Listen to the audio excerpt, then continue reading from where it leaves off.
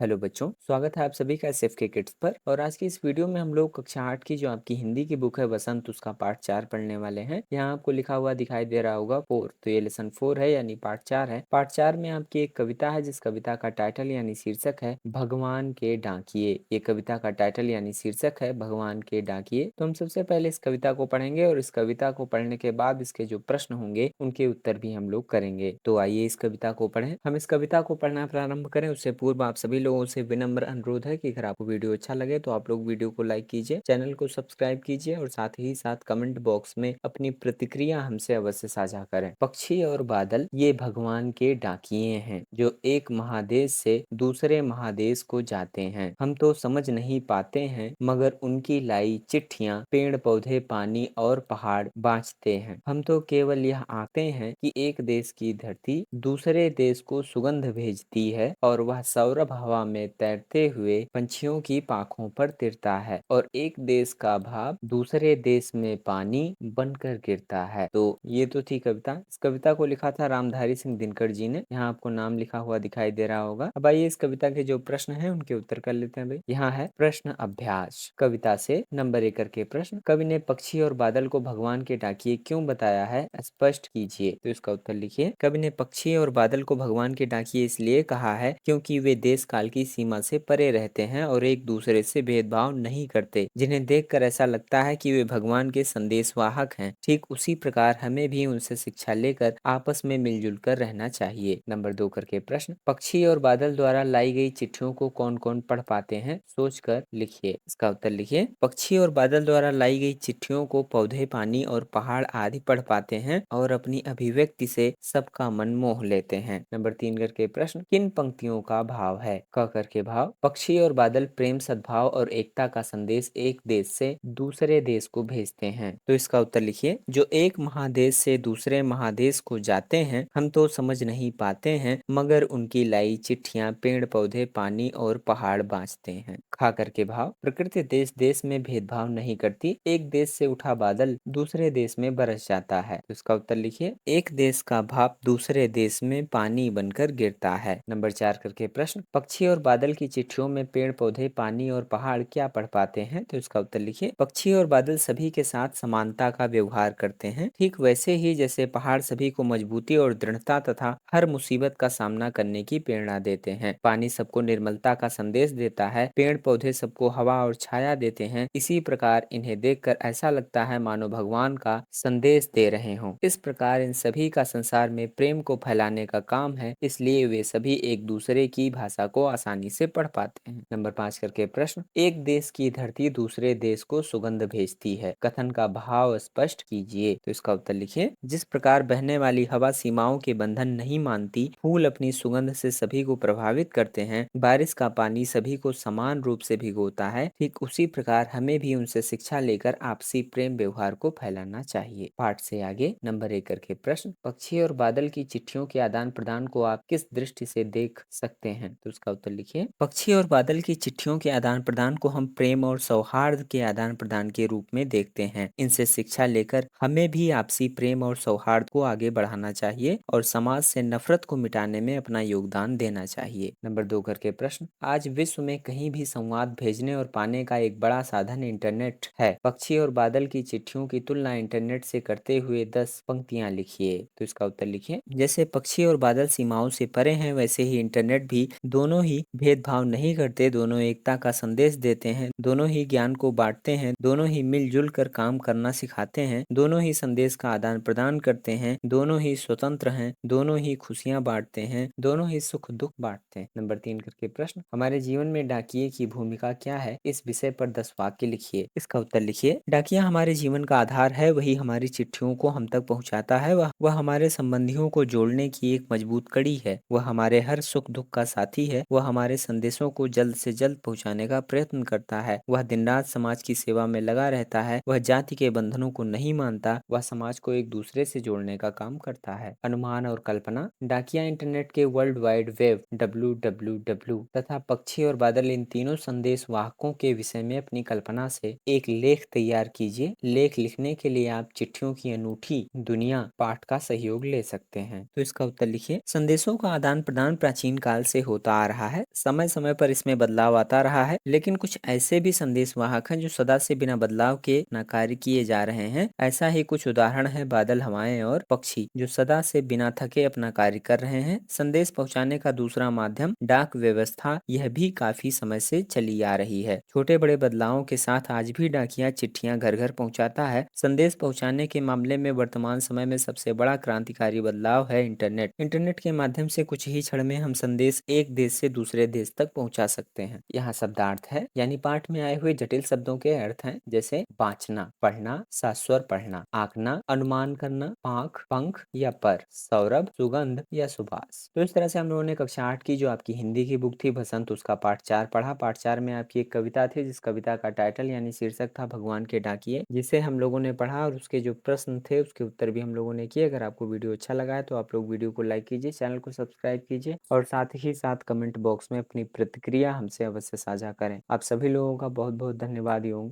आभार।